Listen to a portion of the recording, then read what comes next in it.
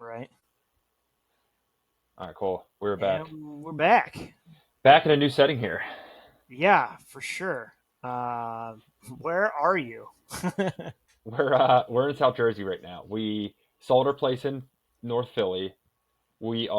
So my fiance, her older sister and husband are in California for the week, and they got a little 5-year-old. So we're house sitting, but we're also taking care of him. So it's been cool. It's been a very You mean those interesting aren't your experience toys being in the like parents background? here. They're not Exactly. your toys in the background? That's Exactly. definitely your shoe size back there, right? These actually are my Uh, running shoes from earlier, but yeah. So we're holding it down from for the fam here, and then we go up to the Poconos for the summer. So I'm pumped. I'm pumped that's to get in awesome. the So what mountains do they there call for a it? bit. Quiet vacationing, but not really. It's just a new lifestyle change. If you can pull it off, just go work where Exactly, you want and where you want to hang out, right? exactly. And I will say, I feel so much better just in general in the day to day of like. So like they live like close to a lake, and there's like trees, and it's like a big like lake community around here. Uh, And I've taken a couple runs out here, and just the vibes are just so much better than like walking out to like North Philadelphia, like streets and trash and that stuff, as opposed to walking out to like trees and nature. It's such a difference maker. Yeah, man. There's something about being in nature that's quite calming. I have a lake that's by my house, which is awesome. That's when I go for a longer run. I go down that way, and Sick. it's just enough to separate, a bit. Yeah, it's needed, man. It's like I think people forget how important nature is. There's something Oh, soothing about it. 100%. But yeah, so for today, I know we just kind of want to run into this one live of a thought that I was talking before we jumped on here. So I'll just get into it if you want. Yeah, Um, absolutely. and the I guess the preface of the conversation is basically not overreacting to scenarios or input given to you, and this can be applied for personal and or work related.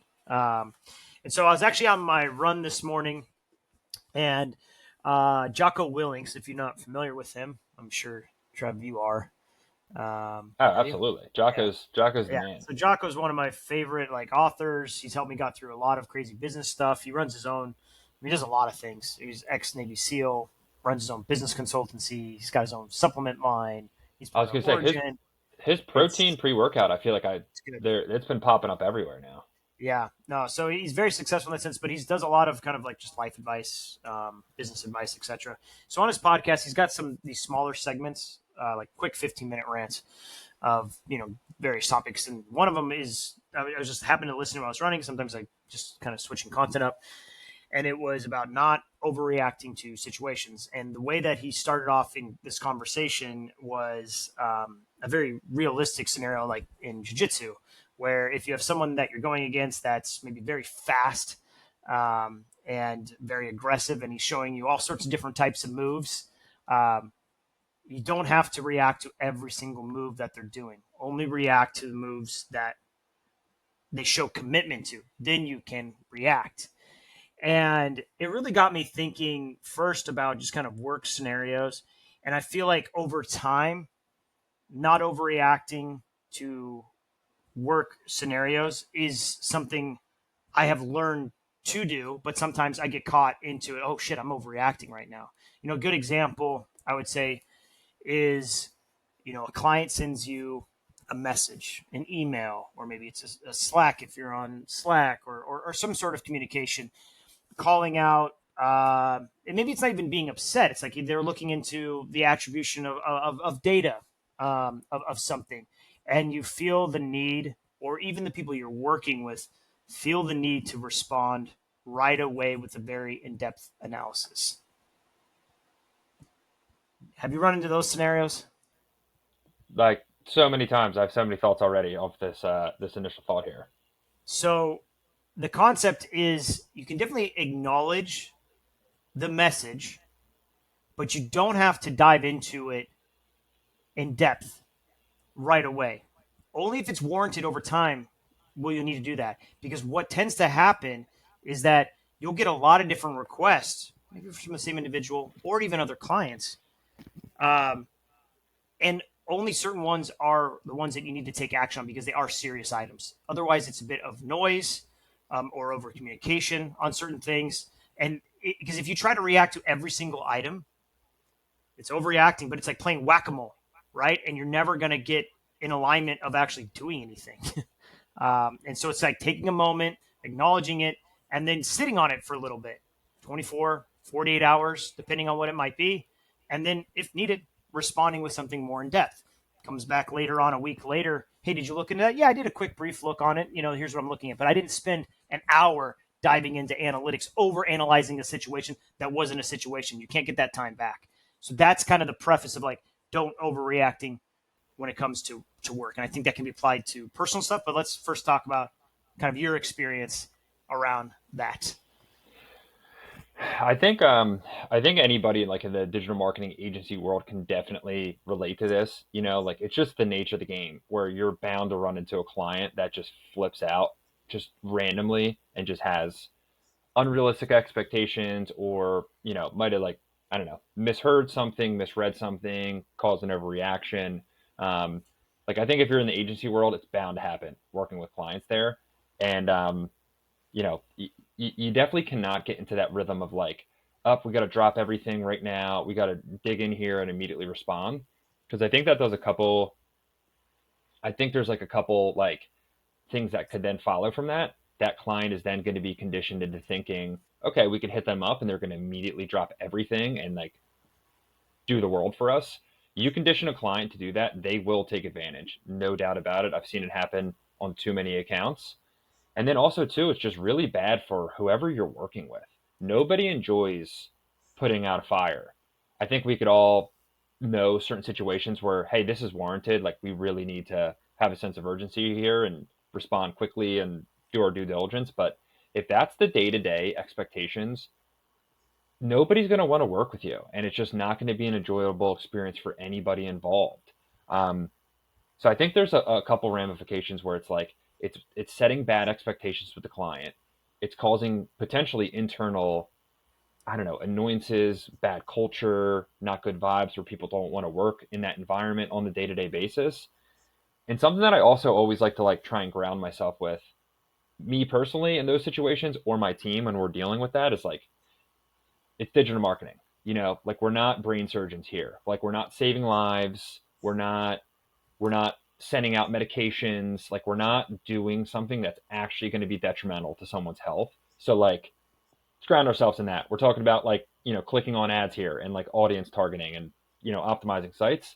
So take a deep breath here and like take a step Yeah. back. I think those are a I couple think initial thoughts to what you're saying. Yeah, and I think too, it's an experience thing where you can get to a level where like, okay, this is how I should react to that, because you see it in a lot of junior or newer individuals where Yep. they get frazzled. And even if it's not a red flag, too, a lot of the scenario of like what I'm talking about is not red flag. Is obviously the red flag emails. Sure, that's easy applicable for this, but even other scenarios, it could be something positive too, or neutral kind of communication. But like the junior individuals feel like, oh, it's my job to react right away, like I need to get back to them right away. But it's like, well, hold on a second.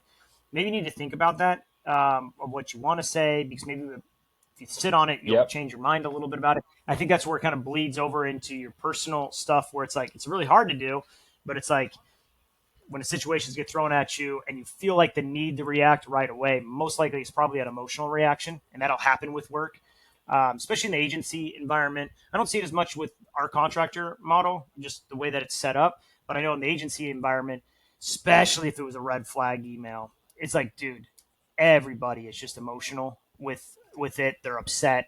They're coming at it in anger, and like you said, it's like it's not the best feeling to have that work environment. In that scenario, it's like, oh man, this guy's bitching at me again about something, and so that kind of creates that animosity right away. But you gotta like take a step back, give a little bit, cool it down. You're like, okay, man, he's being very realistic about what he's asking for. Maybe the tone that he asks, it's not the right way of doing it, but let's go look into this a little bit deeper and ask that question rather than that gut reaction. Because then you're like, oh man. Then you get into the back and forth, and it's like, oh, it just gets messy. You can't control the messaging on it anymore. I just took a note here. Maybe something that we could talk about in a future episode is the business model, like that contractor model. Because I really Yeah, haven't came across that a ton, except for when I first started working with you guys. like years back. I think that would be a really interesting topic. But to continue that thread there, I also think too a lot of times, especially to your point about like junior, um, more junior people on the team, like their ability to maybe react a bit quickly and like want to respond. Um, I think maybe setting expectations with the client of like, hey, confirming a receipt, like we'll dig in here and get back to you in a timely manner there. Um, that way, like you kind of have some time to like digest and like really think That's through all you like need what to your send response is going to be. sometimes. Like I've seen it where like you send her like, hey, totally hear you. We'll look into this. Thanks for bringing it to our attention. And then literally maybe 3 hours later, they send something else that's all of a sudden a more of a priority, and then it actually becomes a priority. And the Yep, thing that they talked about 3 hours ago is completely irrelevant. You know, it's I've kind of seen that amazing how that so many reacts. times before. Yeah. And then in Basecamp or like whatever communication tool you're going to use, like then to your point, like you could get just a crazy thread going, and then like I don't know, then you're Yeah. Check in. I mean, looking yeah, into I all would. these different rabbit holes. Yeah, for sure. It's like they send a message across via email or if it's in Basecamp. Um, like check in with the whole team first before you decide to respond or give it some time, or at least because I think that's good too. So everybody's on the same page of what kind of message we want to put forward. That's a bit more on the agency side and client relationship side of things. Like you do need to have like a united front when you're coming into a client response. Um, have those conversations of different opinions behind the scene of the topic, and then you kind of collaborate internally and then present it forward rather than like we're all collaborating in front of the client. Not necessarily the best look all the time, and honestly, not that efficient for their time. They might like it sometimes where you are being super collaborative and they like that openness, which is cool. But it's like, man, that's a lot of time to go back and forth. Like, let us do our thing and we'll come back to you and distill it to a concise note. Because at the end of the day, they just want to trust that you know what you're doing. You're confident in it. Kind of like we've talked about in Exactly. other episodes. I think that's important. But the overreacting stuff, it's tough not to because like, dude, I've seen it. The email comes through and your heart rate just starts pumping. I'm like, dude, how is my heart rate pumping from an email that's coming across? Because maybe a mistake was happened or something. And I'm like, oh man, like I'm not, no bullets are flying at me. Like, how is my heart rate getting up from a freaking email? It's just those Yep. defense mechanisms that we have as animals that it's the, fight or flight scenario where it's like, holy moly. So it's like all of a sudden you take that agitated state that's a reaction of something that could be serious in the wilderness and it's just an email, and then you respond to it in that same mentality, your response is just not going to be as good if you It's not responded going to be that very way. effective. Yeah. Plus, too, Yeah. like think about how many times like context is just lost in written form, whether Slack and email, Basecamp, and True. people, could just overreact and start freaking out, and then you get on a call and you chat through. You're like, oh, okay, cool, yeah, didn't realize that or missed that, or oh yeah, that's kind of what I thought. Thanks for clarifying that, and just keep it moving.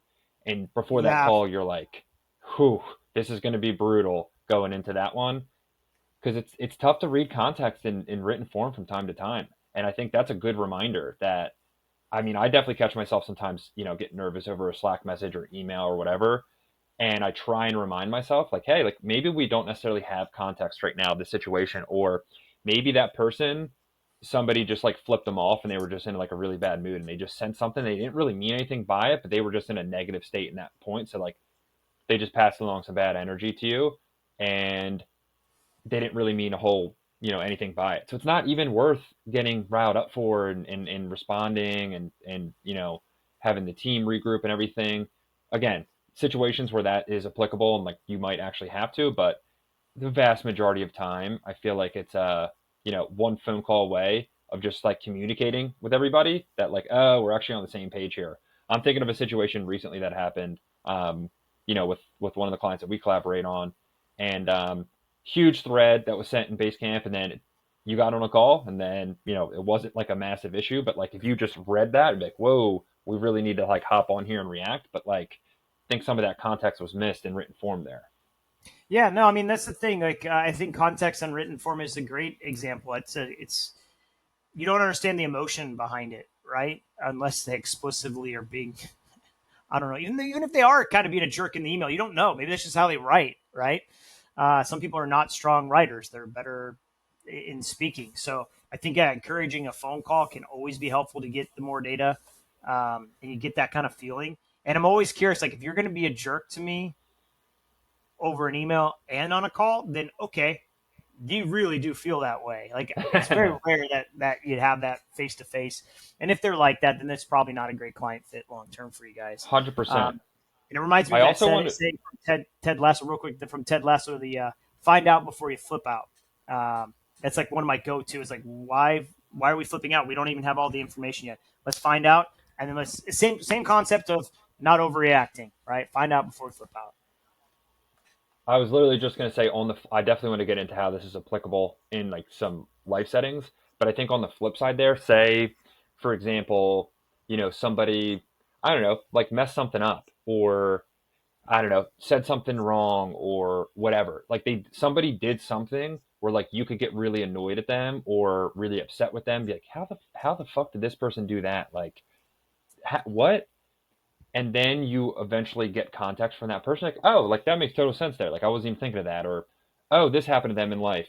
Like didn't think of that, and Yeah, like, but if you were to overreact in that situation, and I've definitely done this in my career, and I've had conversations with my fiance about this of like never again in my career do I ever want to feel the need to like quickly respond aggressively because you just feel like an asshole after. You know what I mean? Like you don't accomplish anything by like overreacting and being a bit aggressive with like your response. And 99% of the time, like we're talking about, you just didn't have the context there. Like that person didn't have malintent. They weren't trying to break something. Shit just happens and life gets complicated from time to time. And I think you having that perspective will hopefully shield you from like lashing out at someone and be like, why the fuck did you do, like avoid those types of conversations because it's so negative to have. And usually you end up talking it through and you're like, yep, I didn't even need to go down that path. dude, it's So I think hard. that's It's like an important hard. reminder. It's super hard to have that discipline of not overreacting though. It's like it's a primal instinct to like you want to Yep. punch back right away or react right away. It's like a mechanism built inside you. And so it is so difficult to have, I guess, the discipline or at least the awareness of like, okay, I'm feeling over agitated. My emotions are here. I need to take a step back. I don't need to overreact. You literally have to like talk to yourself like, let's not overreact, take a step back, and then approach it. That's super hard to do. The easy reaction is just getting upset and sending something emotional. That's easy. So taking your time actually is and not overacting. It's harder. Yep. People want to do hard shit, but hard shit is good stuff. So And I saw a clip recently and it was from Jocko. I forget if it was a YouTube clip or if it was a Twitter clip, but it was the concept of and it might even be the same thing that you're talking about here, this overreacting clip. But the general premise, that the point that he was trying to make was like if you get like emotional and show your emotions and overreact, that's a sign of lacking maturity and emotional intelligence, and like you're giving that other party or that other person the upper advantage. If you get emotional in a situation and overreact in a situation, it's almost like you're giving that other side like a little power, like they got you or you're then in the wrong. And even say you are in the right in that situation, by you overreacting, you then kind of like distract from your main point. Be like, dude, like you didn't need to like be that aggressive or I don't know, say something sarcastic or passive aggressive. Like it's a really big, I don't know, cue for maturity and emotional intelligence when you work with people who don't overreact and kind of like are even keel, not too high, yeah, not too low, and kind of have a rational perspective there. yeah, I would say that anybody like newbie in the agency world or even in the work world, and someone's reacting to you in that way, that's not fucking normal, nor is it right. Like just No. straight up, it's not like this work mentality. This guy's just a hard ass. Like it's not the right thing, dude. It's not a normal thing. I went into it like I had plenty of experiences early. I'm like, oh, this just must be what the business world's like. There's just some people that are assholes or emotional about certain things, and it's like you just kind of have to deal with them. And you're like, it doesn't make it right. It's not the way we react. They're actually probably in the wrong. Like you said, like shows that emotional intelligence is probably not the highest. It's I'm kind of I'm like an trying to epiphany. I'm trying to pull this up, but I don't know if I could find this tweet. I saw Will Reynolds quote tweet someone yesterday, and it was basically like this person just was like like DM me if you're a designer, like with your portfolio. Like we just got rid of our design shop and we're trying to make a decision by end of day. And then like responded to his tweet like, if your designs are shit, I will tell you they're shit. If you can't take tough feedback, don't apply.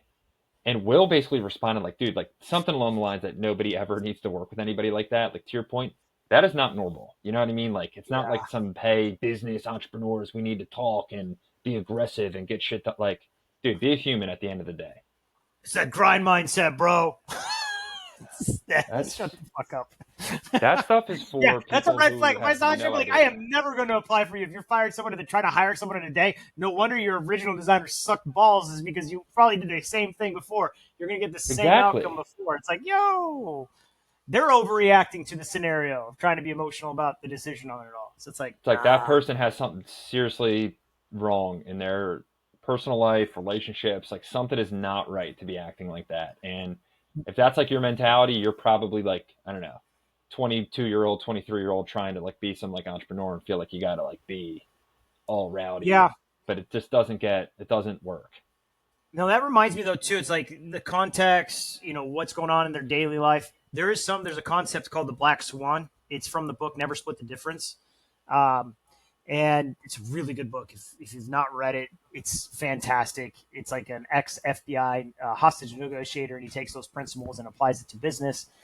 Anyways, one of the concepts is like a black swan, and it's like the truth behind the truth, and it's always something I have in the back of my mind when I'm in a scenario. It's like, okay, well, why is this person upset? Is it because the stakeholders behind them gave them some really um, unrealistic expectation and they're pushing to us and they haven't even told us about it? Or is it something more personal, like, hey, their fucking dog died this morning or something like that? Or maybe their Right? kids are having a tough time at school. Maybe they're going through a fucking divorce or some shit. And even on the inverse, if it's like super positive, it's like, why are they overly positive? Like, kind of acknowledging that too. It's not as often, but like that black swan concept, like just realizing there's truths behind the truth that add the context to the reality that you're in. I think it's so valuable and it's weird that you like brought this up as a topic because I feel like I've been thinking about this a lot and talking to my fiance about this topic a lot of just like that even keel mentality. And I feel like as you get older, you just have like these experiences in life, even like this experience now, just like watching our nephew, like I could see how somebody like is in a bad mood to start their day because like their little kid woke them up, Sure. middle of the night and doing all and then like getting them off to school. Dude, getting him off to school is like such a process of like getting him dressed, brush his teeth is like a battle. So like I could see somebody starting their day and saying some nonsense to somebody because they were just like riled up and like, this happens to me every day. Like, but if you have that awareness, like to not do that and to understand that other people are in those situations, I feel like that saves you from headaches personally and also helps like your ability to like connect with other people and relate with other people and just have just healthy working relationships. Dude, 100%. I mean, especially on like the what we do for a living. Like you said, you've told your team this, and we approach it. We're not saving lives. If anything, we're getting people to buy shit that they don't necessarily need to buy as a marketer, Very right? true. And it's like, hold on a second. I get it. Someone's gonna be upset because they're not making enough more money, or it's about money. This, and I get it. We're gonna do the best we can. We're gonna do the best work we can, and we're gonna put our best vibes forward for it all. But it's like, at the end of the day, it's really not that serious. Yeah, yeah, In the grand context of life, it's like if all of a sudden it's like I found out that like my grandmother's dying and I gotta go, all this shit goes away. Like my business partner knows, like everybody knows, like Steve's got to go away because he's got a real life scenario that he's got to deal with, and just have that kind of context. Do your best when you're in this game that we're playing. Um, so yeah, and I think yeah. sometimes It's people like bring that kind of black swan into work, and it's like, whoa, but you got to realize it's going to happen. So yeah, like do you want to like look back and be like, damn, like for the last 20 years of my career, I've been a fucking grouch and just like super mean and ornery all the time. Like that yeah, would dude, and be even I on don't the know. personal side too. I mean, You got to make sure you're not that way as well. And that's been a tough thing for me because I'm always kind of like pessimistic in certain scenarios, believe it or not. When it comes to stuff, I'm just like, yeah, well, what about this? So it's like, you get me that Debbie Downer. But that's something I'm working on, kind of approaching things with more with love, kind of like we've talked about in a couple of the other episodes. Uh, Makes things a little bit easier. But I think personally, like not overreacting for personal things is good too. I mean, dude, perfect example is like an argument with your significant other. Yo, Oh if that yeah. gets emotional, no one's winning, and you're all both gonna feel like shit. Like that is a guaranteed like shit show. Overreacting in that scenario. So even with your kids too, it's like, dude, when your nephew's getting ready for school and you're getting frustrated and like you're about to argue with a fucking 5 year old or 6 year old, you're Yeah. like, yo, what am I doing? Why am I getting Yeah. like? Why They am I don't know any arguing? better. Yeah, it's like, why am I doing it? So, but it takes discipline. It takes patience. It's a harder decision. It's easier to be emotional and react to things. So yeah, I think as we can kind of control and get more comfortable with that, it makes things a little bit easier. Um, I think two things come to mind throughout this convo is that I think connected to this topic that I've been thinking a lot about is just like moderation in general. Um, I feel like that's a huge lesson and a concept that I keep thinking about is just moderation. Like, not, like overreacting, like you're kind of like overextending emotionally. Well, I feel like in like keeping things in moderation, in the sense of like, I don't know, with anything like drinking. If you enjoy drinking, maybe do it a couple nights a week, maybe keep it on the weekends. But like, if you're going to do it every single day, that could be a problem. Like, it's going to get out of hand. Work wise, you could just be a workaholic and that's all you do and lose relationships because you're not like, you don't have like moderation in your life to know, hey, like maybe I could spend some time with like my kids or my family or something. I feel like that's something. And dude, you could do this literally with anything. Like, you could be obsessed with running and start running 20 miles a day to the point where like it much, impacts your ability to like contribute to work or yeah, your ability to like you have relationships because like dude, you're just dead tired all the time and thinking about running and planning for. So I think that's a huge concept here in general of like, dude, just like know when to like shut some stuff off or like not overreact and have some like yeah. constraints in moderation, if that kind of makes sense. It reminds no, it totally does. It to me, it's like a physics principle to make sense. Like every action has an equal reaction, right? Like you can go and have a crazy good time, and you're gonna have a fucking blast when you're having that time. The problem is there's going to be a downswing with that. Yes. If you can manage the downswing, dude, you could live that lifestyle. But just realize you're going to be in the shit when you're in the shit, and you're going to be in the super high in the super high, right? Like it's just some people are okay with that and they can do that. That moderate kind of level where it's like I'm not getting too excited, and you kind of makes it a little bit more even keeled and probably a little bit easier to manage, I think, by default. Or it's like, hey, I'm a more of a medium sized wave where I can go up, I can go down, but it's an equal reaction because I do think like if you're too moderate, it's like, dude, you got to have some fun in life. You're going to Yep. be not having those funs, but you're not going to be having those lows either, right? So it is a kind of a balance game, but I do think it's totally equal related. The more you have drinks, the shittier you're going to feel the next day. Vice versa. You don't do necessarily anything at all. You're just kind of be like, meh. And it's like, so it's kind of like that balance. I think it's probably a dopamine balance of some sort. Or I know Huberman's talked about it before, but there is that total balance that happens. And finding an even keeled approach, I think maybe not even keel, but like a nice rolling wave could work. But the big troughs and big valleys, just know they're going to happen, and you just got to be responsible for the actions that happen in either way. Because you could have a really high high and do stupid things. Same thing on a low low, right? So yeah, I totally hear you. This also like kind of reminds me of or sparks a thought of like being overreactive in like, I guess, like trends or your professional career, if you will. I kind of feel like that's happening right now with artificial intelligence, um, where, no disrespect, but I feel like I've had a lot of conversations with executives who've never done anything with AI other than prompt ChatGPT. And like their LinkedIn bio says AI, their title says artificial intelligence consultant expert. Every time you're in a meeting with them, they mention like, oh, did you use AI for that? Like, it just gets to the point where like dude, I even think of crypto days and some of these people that went all in on They're the same crypto fucking and crowd. launched. The crypto crowd went to the AI crowd, 100%, bro. Dude, I've had that thought. They're like the same I thing. know individuals that were the same that moved into AI. I won't say wink, That are wink, but I know people. yes, dude, It's hilarious, yes, dude. 100. It's the But same person. What was the crypto? There think was about another how one. weird Yeah. that is for you following a person or like that network of like, dude, like now all you do is like write about AI online. Like you were the crypto guy 3 years ago. Now like all your content's AI. Like Same person's that's just blockchain too, bro. Sorry, that was the other personality. Blockchain. the blockchain. It went, Yeah, same yeah, deal. Blockchain or crypto. crypto, blockchain, but AI. Yeah. Yep. It's like you're not an AI. Like honestly, like I know in my description in LinkedIn, I had like AI digital enthusiast. I changed it because I'm like, yeah, I use it. But I'm like, is that an enthusiast? And I'm not an AI expert by any means. I don't know how to fucking build large language models and do all this shit. Like I use AI, I use like ChatGPT and some other cool stuff. Like it's fun, but I'm no AI expert. If I actually had to use AI and train AI, I'm like, yeah, that shouldn't be on my fucking resume whatsoever.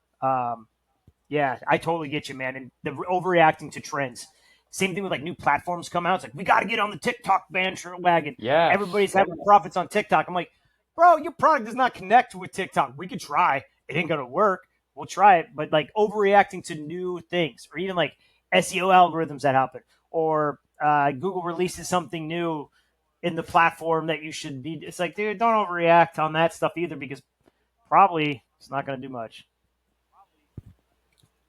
Like think about like I'm just thinking about like I don't know. Say like in 5 years from now when AI is extremely ubiquitous, meaning like it's built into every product. There's a bunch of different software services that you could use for, all these different use cases and people just use it like SEMrush or SimilarWeb. Like it's just a tool Yes. in your toolkit to help you do your job.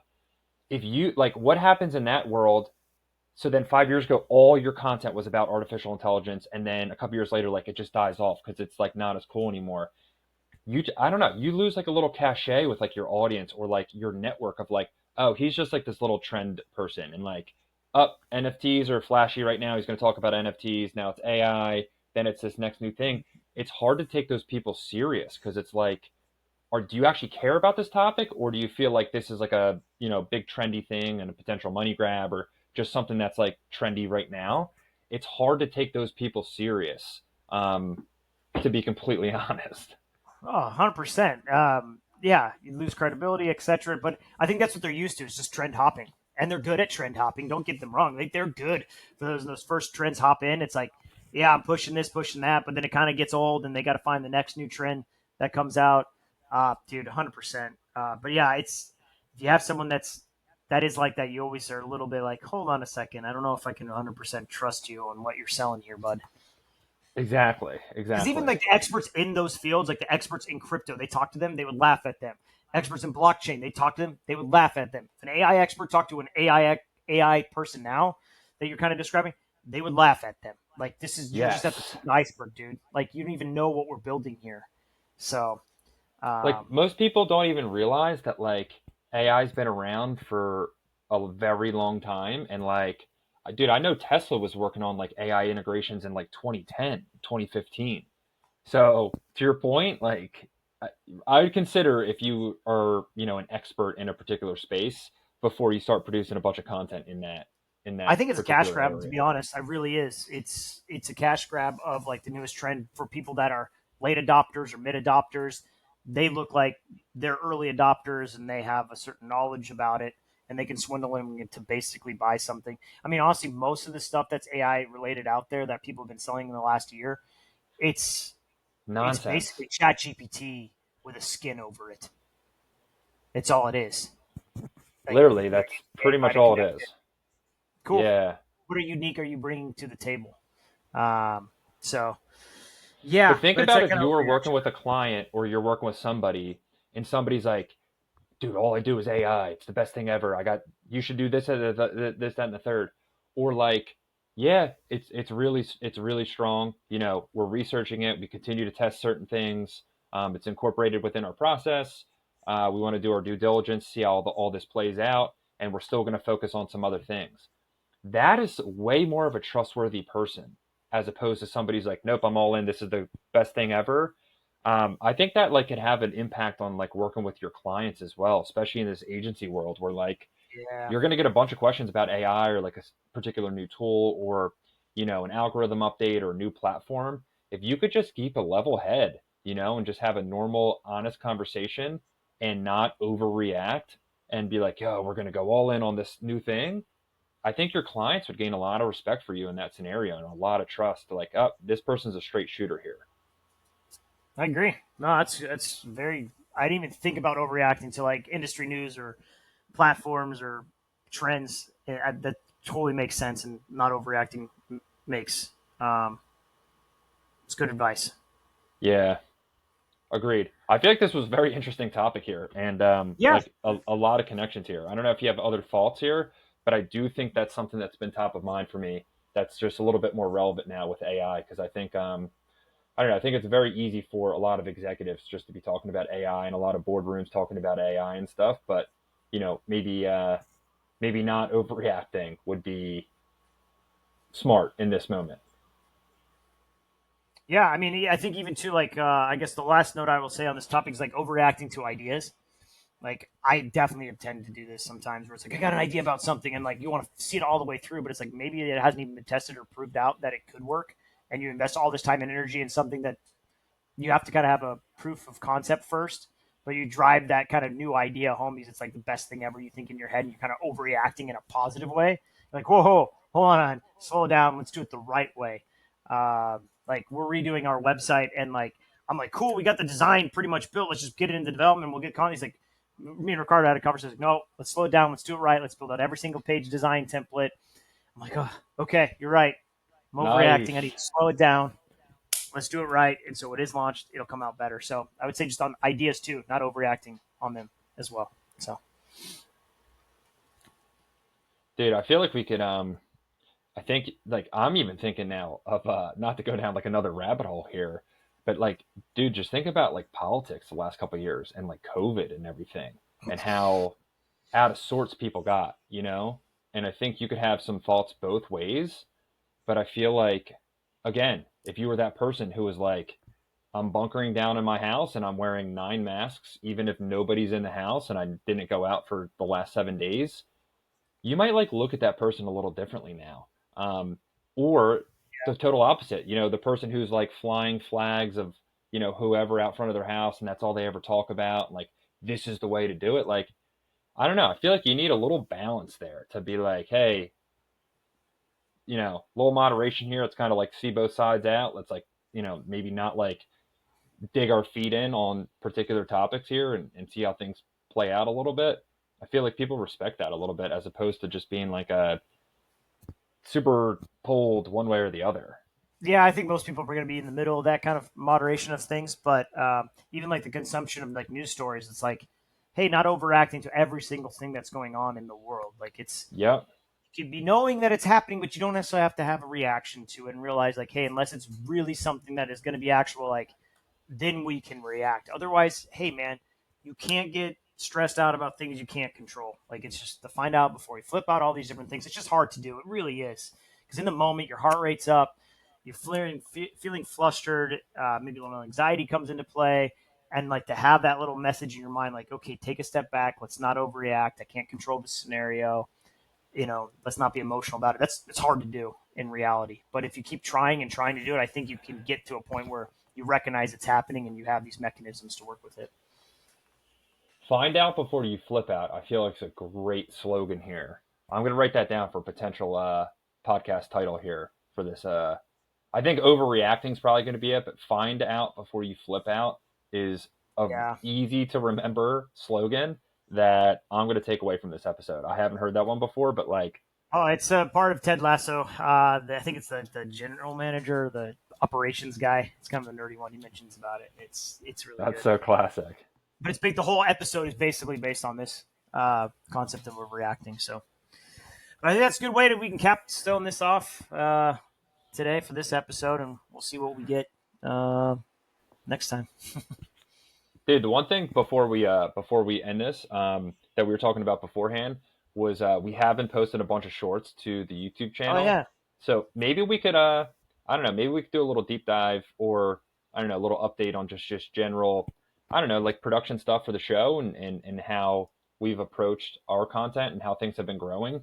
But it's been really interesting. We've seen a handful of YouTube shorts gain some traction, like nothing crazy, but like, a couple videos got like over 400 views on these shorts. And then we've seen the actual full length episodes views increase pretty significantly. And then we also got some subscribers from that. So something that we're going to look to do moving forward is just like shorts content on YouTube specifically, that it's just been interesting to see the growth and kind of like the correlation between some like bite-sized clips on shorts and that actually turning into subscribers and views on the video. Thought that was interesting just to kind of mention there.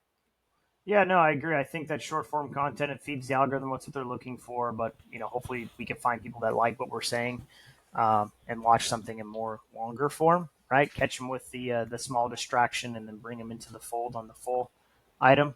I think that's there. I think we can do probably better sharing on LinkedIn, potentially, for our podcast. I just haven't really been vocal about it. I don't know. Maybe just some of the concepts. I'm not sure if I want, and then I want people to know that we're talking about these items itself. Maybe it's a little bit more vulnerable, in a way, where I'm better with like an anonymous crowd. It's not like I really know all these LinkedIn people either. It's like, sure, I've worked with the past, etc. So maybe I shouldn't give too shit. But yeah, I mean, I think we could put it on LinkedIn a little bit more. But I think the shorts can show growth with these forms, and it's yeah, we need to have a. I don't know if we need a Twitter profile or anything like that, or Instagram, but We'll figure that out slowly eventually going. here. But Yeah, we're Spotify, building. We're YouTube, bringing little check us grains of out. sand to the beach, and we're gonna make a beach eventually. Eventually there, exactly. But yeah, I mean, what I mean, shit, we already have. I mean, the goal is to hit 100 episodes, and I think we're almost a quarter of the way there. So that's pretty This fucking is cool. this will be episode 21, and like we said, find out before you flip out. Don't Yes. overreact. Don't overreact, folks. Shit's gonna be fine. We'll call it there. Alrighty. Later, y'all.